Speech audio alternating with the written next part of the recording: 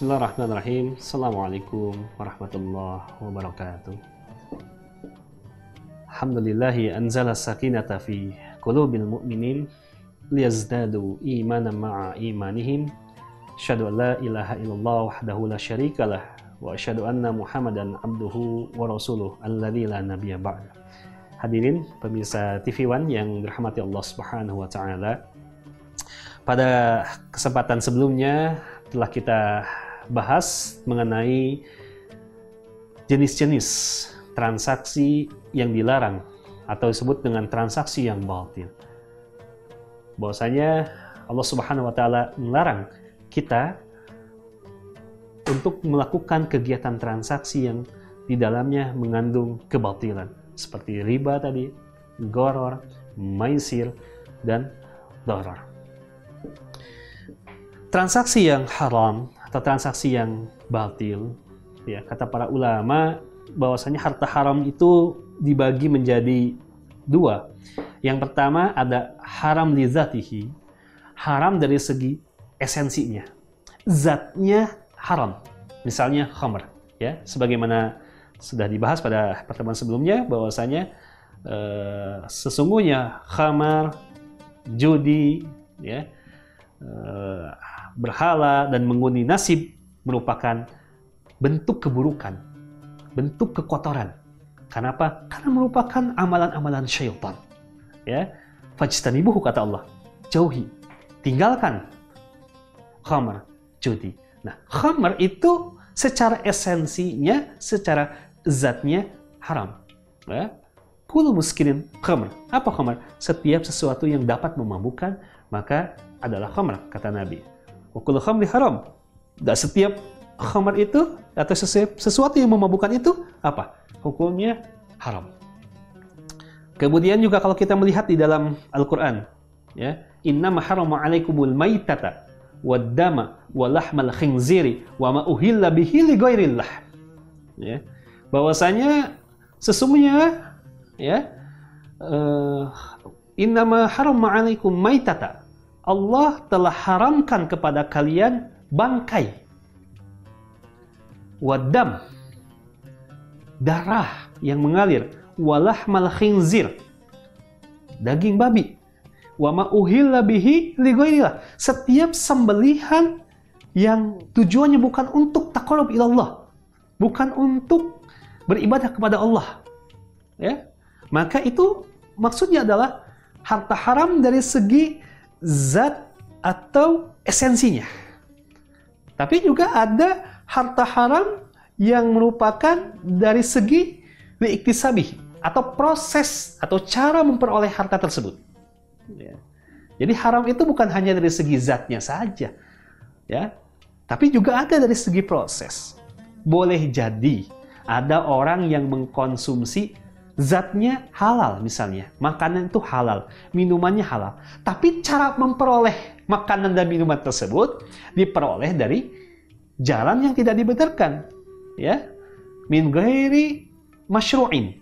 Setiap transaksi, ya, atau kegiatan yang tidak dibenarkan secara syariah, ya, seperti tadi riba, gharar, maisir, judi, spekulasi, darar, transaksi yang mengandung unsur kezaliman, ya, ada risyuah di dalamnya, ada suap menyuap. Bahkan Nabi mengatakan la'ana Rasulullah sallallahu alaihi wasallam ar-rashi wal murtashi fil hukmi. Ya, bahwasanya Nabi melaknat, ya, orang yang menyuap dan menerima suapnya. Ya. Bahkan dalam hadis lain wa bainahuma, dan yang menjadi perantara di antara keduanya. Itu merupakan bentuk kegiatan muamalah yang dilarang secara syariah. Sehingga ancamannya adalah menjadi manusia yang terlaknat. Artinya apa? Manusia itu terdosa. Dia berdosa di hadapan Allah Subhanahu wa taala dan dia harus mempertanggungjawabkan apa yang dia perbuat. Oleh sebab itu, kenapa Allah Subhanahu wa taala larang kita melakukan kegiatan muamalah yang dilarang, yang diharamkan. Baik itu tadi dari segi esensinya ataupun cara memperolehnya. Karena ketika kita melakukan muamalah yang bertentangan dengan norma-norma syariah, dengan kaidah-kaidah syariah, maka akan menimbulkan efek negatif, akan membahayakan bagi si pelakunya.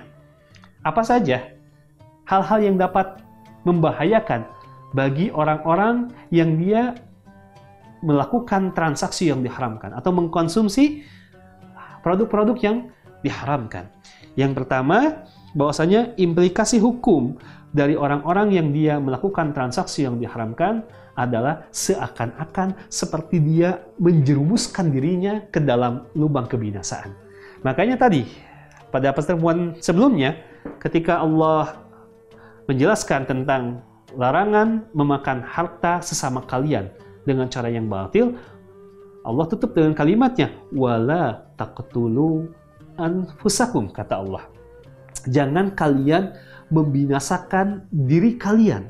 Ini menunjukkan apa? Ketika kita melakukan transaksi yang diharamkan, ketika kita bermuamalah dengan cara yang tidak dibenarkan, hakikatnya bukannya dia mendapatkan keuntungan, kebahagiaan, tapi dia mendapatkan kemurkaan Allah.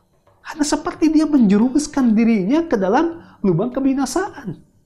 Boleh jadi, mungkin dia di dunia mendapatkan keuntungan yang banyak, tapi ketika dia kelak berpulang menghadap Allah Subhanahu wa Ta'ala, maka dia wajib untuk mempertanggungjawabkan.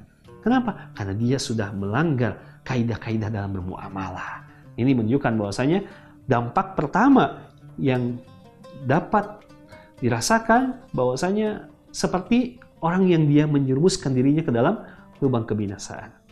Kemudian yang kedua, dampak bahaya dari orang-orang yang dia bermuamalah tidak sesuai dengan syariah. Seperti tadi, ada unsur riba, ya, ada unsur spekulasi judi, ada unsur kezoliman, ya, berupa riswah, suap, penimbunan, pengurangan timbangan dan lain sebagainya. Maka doa orang tersebut tidak diijabah oleh Allah Subhanahu wa Ta'ala. Hal ini sebagaimana diriwayatkan oleh Imam Muslim.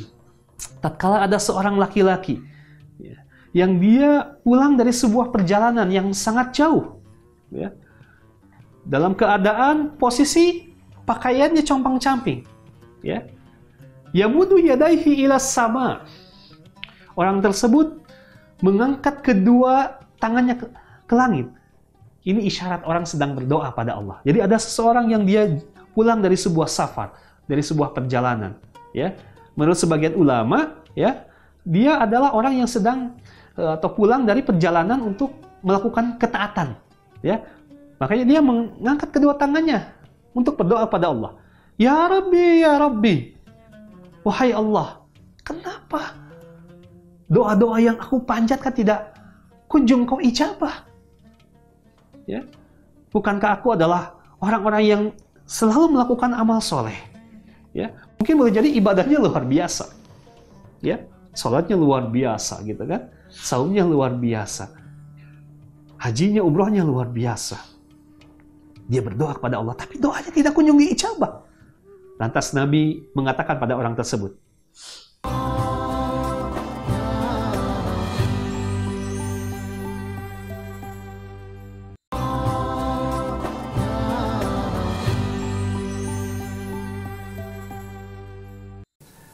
bahwasanya matma'ahu bil haram wa mashrabuhu bil haram wa ghudhiya bil haram fa anna yustajabu lidzalik. Kata Nabi, bagaimana doamu mau diijabah sedangkan engkau meminum dengan cara yang haram, sumbernya dari harta yang haram, makan sumbernya dari harta yang haram, untuk ibadah sumbernya dari harta yang haram, dan memberikan nafkah kepada anak istrimu dari harta yang haram. Maka Nabi mengatakan, fa'ana yustajabu lidzalik.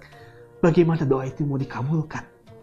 Ini menunjukkan bahwasanya ketika seseorang dia melakukan transaksi atau bermuamalah tidak sesuai dengan nilai-nilai syariah, maka bahayanya adalah doanya tidak diijabah oleh Allah Subhanahu wa Ta'ala. Kalau doa tidak diijabah oleh Allah Subhanahu wa Ta'ala, maka senjata apa yang akan kita punya? Tatkala kita dihadapkan kepada sebuah permasalahan, sedangkan Nabi mengatakan ad-du'a silahul mu'min. Doa itu adalah senjatanya orang-orang beriman. Tatkala ikhtiar kita, kemampuan kita, ilmu kita terbatas. Boleh jadi kita tidak bisa melakukan atau memecahkan sebuah persoalan hidup. Ingatlah, ada doa yang merupakan senjatanya orang-orang beriman. Kalaupun doa itu tidak bisa diijabah, artinya senjata itu tidak bisa berfungsi, maka dengan cara apa kita bisa menyelesaikan kehidupan kita? Dan ini merupakan akibat kita melakukan transaksi yang diharamkan oleh Allah Subhanahu wa Ta'ala. Bahkan dalam hadis lain Nabi mengatakan, ad-doa mukhul ibadah. Doa itu adalah sumsumnya. Doa itu adalah intisarinya ibadah. Sebab itu, karena doa merupakan ibadah dan doa sebagai wujud komunikasi antara seorang hamba dengan Rabb-nya, dengan Sang Khalik, dengan Allah Subhanahu wa Ta'ala. Ketika doa kita tidak diijabah, na'udzubillah, maka hancurlah kehidupan kita. Kemudian yang ketiga, hadirin pemirsa TV One yang dirahmati Allah Subhanahu wa Ta'ala, dampak buruk diakibatkan ketika kita melakukan transaksi yang diharamkan, bahwasanya harta yang kita infakkan, harta yang kita keluarkan, muamalah kita dalam bentuk harta, itu tidak diterima oleh Allah Subhanahu wa Ta'ala. Sebagaimana Nabi SAW mengatakan, innallaha thayyibun la yuqbalu illa thayyiban.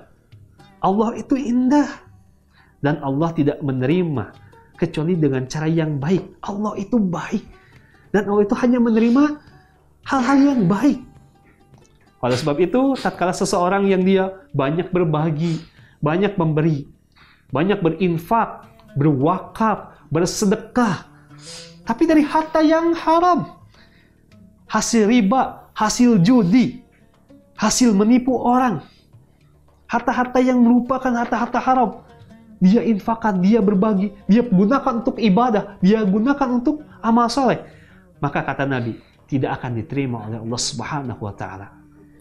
Sufyan Ats-Tsauri, salah seorang salafus salih, mengatakan bahwasanya man anfaqa haraman fit ta'ah, siapa yang dia menginfakkan harta yang haram di jalan ketaatan, ya, dia punya harta, harta itu dia ambil dari harta yang haram, hasil riswah, hasil suap, ya, hasil kezaliman, hasil riba dan sebagainya, dia infakkan di jalan Allah, dia sedekahkan, dia gunakan untuk wakaf, dia gunakan untuk melakukan ibadah haji, ibadah umrah. Kaman tahar saubil baul, kata Sufyan Ats-Tsauri, seperti orang yang dia mencuci pakaiannya yang kotor di tempat yang najis. Bayangkan, kalau kita punya pakaian kita yang kotor, agar bersih, maka gunakan air yang bersih, dicuci di tempat yang bersih. Ya, tapi orang yang dia punya harta yang haram, dia infakkan, kata Sufyan Ats-Tsauri, seperti orang yang dia punya pakaian yang kotor, yang dia cuci di tempat yang najis. Artinya apa? Tidak akan pernah bersih.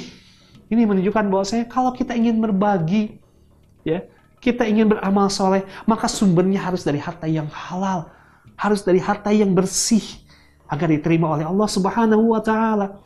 Jangan sampai kita melakukan ibadah, tetapi sumbernya dari harta yang haram. Na'udzubillah, summa na'udzubillah. Kemudian berikutnya, bahwasanya dampak dari kita melakukan transaksi yang haram menjadi salah satu faktor penghalang kita beratnya untuk beribadah, khusyuk untuk melakukan ibadah kepada Allah Subhanahu wa Ta'ala. Ketika Allah mengatakan dalam Al-Quran, ya ayyuhar rasul, wahai para rasul, di sini Allah menyeru bukan lagi orang-orang beriman tapi para rasul. Ya, kulu min thayyibat, makanlah dari harta-harta yang baik. Tadi baik dari segi zatnya ataupun baik dari segi cara memperolehnya, ya, wa'malu sholihan, dan beramal solehlah kalian. Ini menunjukkan apa? Boleh jadi beratnya kita melakukan amal soleh, boleh jadi beratnya kita sholat, boleh jadi beratnya kita khusyuk dalam beribadah, khusyuk dalam sholat, khusyuk dalam berdoa. Boleh jadi ada harta haram yang mengalir dalam tubuh kita, yang itu merupakan salah satu penyebab terhalangnya kita beribadah pada Allah Subhanahu wa Ta'ala. Amat berat seseorang yang dia ketika untuk melakukan ibadah, karena di dalam dirinya terdapat harta yang haram yang mengalir dalam tubuhnya. Kemudian bahaya berikutnya, bahwasanya tatkala orang-orang yang dia melakukan transaksi yang haram merupakan orang-orang yang dihinakan oleh Allah Subhanahu wa taala. Tatkala Nabi SAW mendeskripsikan tentang bai'ul innah. Apa itu bai'ul innah? Bentuk riba yang nomenklaturnya adalah akad jual beli. Seakan-akan akad jual beli, tapi hakikatnya merupakan riba. Jadi riba berkedokan atas nama jual beli. Ya, nah, ini merupakan bentuk transaksi ainah. Ya, Nabi mengatakan, "Idza tabayyantum bil ainah." Kalau kalian melakukan transaksi inah, ya. Wa aznabul baqar, ya. Dan kalian disibukkan hidupnya hanya untuk mencari kehidupan duniawi. Dari mulai bangun sampai tidur, yang ada di pikirannya hanya dunia, uang, dunia, dunia, dan dunia. Ya. Wa taraktumul jihad, dan kalian meninggalkan jihad di jalan Allah Subhanahu wa taala. Maka apa kata Nabi? Maka salatallahu alaihim zillah. Maka Allah akan menimpakan kepada orang tersebut apa? Orang yang melakukan transaksi yang haram.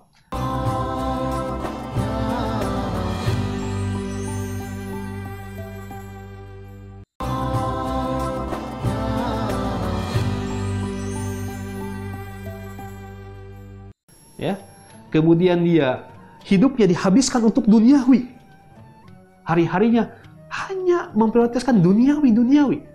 Ya, meninggalkan jihad, maka Allah akan berikan kepadanya, Allah akan timpakan kepadanya kehinaan.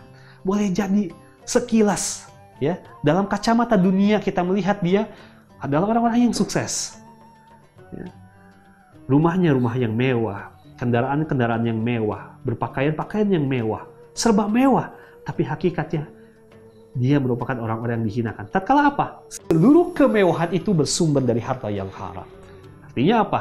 Di hadapan Allah tidak ada apa-apanya harta itu. Kenapa? Karena pada hari nanti, kata Allah, yauma la yanfa'u malun wala banun.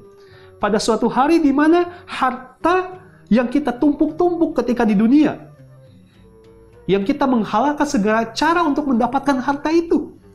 Wal banun, anak yang kita banggakan, keturunan yang kita banggakan, pendidikannya kita banggakan, hartanya kita banggakan. Yauma la yanfa'u malun wala banun. Pada hari di mana kata Allah tidak akan lagi ada manfaatnya harta, tidak ada lagi ada manfaatnya kebanggaan terhadap keturunan. Illa man atallaha biqalbin salim, kata Allah. Kecuali orang-orang yang dia datang menghadap Allah Subhanahu wa taala biqalbin salim, dengan hati yang bersih. Bersih hatinya dari amalan-amalan yang buruk, bersih hatinya, bersih jiwanya dari harta-harta yang haram. Itulah yang akan kelak dia bertemu dengan Allah dalam keadaan selamat. Ini menunjukkan bahwasanya jangan pernah kita terpedaya oleh kehidupan dunia. Dengan apa? Dengan cara kita menghalalkan segala cara untuk mendapatkan dunia. Ini tidak ada apa-apa di hadapan Allah. Yang ada, dia mendapat kehinaan di hadapan Allah Subhanahu wa taala. Dia harus mempertanggungjawabkan apa yang dia lakukan tatkala di dunia. Kemudian berikutnya, dampak mengkonsumsi harta yang haram merupakan penyebab turunnya azab dari Allah Subhanahu wa taala. Zahara fil ardi wal bahri bima kasabat aydin nas. Zahara fasadu fil barri wal bahri bima kasabat aydin nas, kata Allah. Ya, telah nampak kerusakan di muka bumi, di lautan. Bima kasabat aydin nas, kata Allah. Kerusakan tersebut diakibatkan oleh ulah tangan manusia, oleh kemaksiatan manusia, oleh kezoliman manusia. Ini menunjukkan apa? Kezoliman itu membawa kehancuran. Kezoliman itu membawa malapetaka. Harta haram yang kita dapatkan, kita lupa tentang kaidah-kaidah syariah. Ini merupakan salah satu pengundang azab Allah Subhanahu wa taala. Bahkan Nabi dalam hadis mengatakan, "Idza zahara zina wa riba fil qaryah." Apabila zina dan riba atau harta haram ini sudah merajalela di sebuah komunitas, di masyarakat, sudah tidak lagi orang mengindahkan syariat Allah. Halal haram sudah tidak dipedulikan. faqad ahallu anfusum bi'azabillahi azza wa jalla. Maka kata Nabi, maka dia telah menghalalkan azab Allah Subhanahu wa taala. Ini menunjukkan bahwasanya kemaksiatan yang kita lakukan merupakan salah satu pengundang bencana. Bahkan di akhir zaman nanti kata Nabi bahwasanya orang-orang sudah tidak peduli lagi tentang halal dan haram. Ya'ti 'alan nasi zamanun, kata Nabi, akan tiba suatu masa, akan tiba suatu zaman, la yubalil mar'u. Orang-orang tidak peduli lagi. Akhadha mala amin halal amin haram, kata Nabi. Orang-orang tidak peduli lagi. Harta yang dia peroleh, apakah ini halal atau haram, dia sudah tidak peduli. Dan ini merupakan tanda-tanda akhir zaman. Merupakan tanda-tanda kelak orang-orang di akhir zaman nanti. Sudah tidak lagi peduli terkait dengan kaidah-kaidah halal dan haram dalam bermuamalah. Kemudian yang terakhir, bahwasanya akibat buruk dampak dari kita melakukan transaksi yang haram, bermuamalah tidak sesuai dengan norma-norma syariah. Bahwasanya Allah akan masukkan kelak orang-orang tersebut ke dalam neraka Allah Subhanahu wa taala. Ketika Nabi mengatakan pada Ka'ab, "Ya Ka'ab, wahai Ka'ab, la yadkhulul jannah lahmun wa damun nabata minas suhad." Wahai Ka'ab, tidak akan sekali-kali orang dia masuk ke dalam surganya Allah Subhanahu wa taala apabila daging dan darah yang tumbuh dalam tubuhnya nabata minas suhad, tumbuh dari harta yang haram. Kulul lahmin wa damin nabata minas suhad fannaru aulabi. Setiap keping daging, darah yang mengalir, yang tumbuh dari harta yang haram, hasil riba, hasil riswah, hasil judi, hasil zalim, dan sebagainya, fannaru aulabi, maka neraka yang akan membakarnya kelak.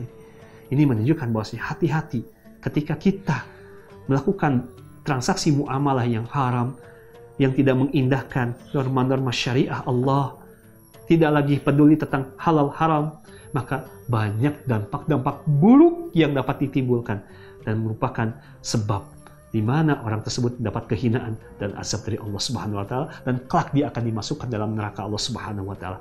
Oleh sebab itu, solusinya apa? Maka di sini Al-Qur'an mengatakan, tubu ilallah taubatan nasuha. Taubat kalian kepada Allah dengan taubat yang sesungguhnya. Selama kita diberikan kesempatan oleh Allah Subhanahu wa taala untuk bertaubat dari harta yang haram, karena kita sadar hidup ini tidak lama. Boleh jadi besok lusa kita dipanggil untuk menghadap Allah Subhanahu wa taala. Belum sempat kita bertaubat, masih ada sisa-sisa darah kita, tubuh kita, daging kita yang tumbuh dari harta yang haram. Maka di sini Nabi mengatakan, tubu ilallah qabla an tamut. Bertaubatlah kalian kepada Allah sebelum ajal menjemput. Syaratnya apa?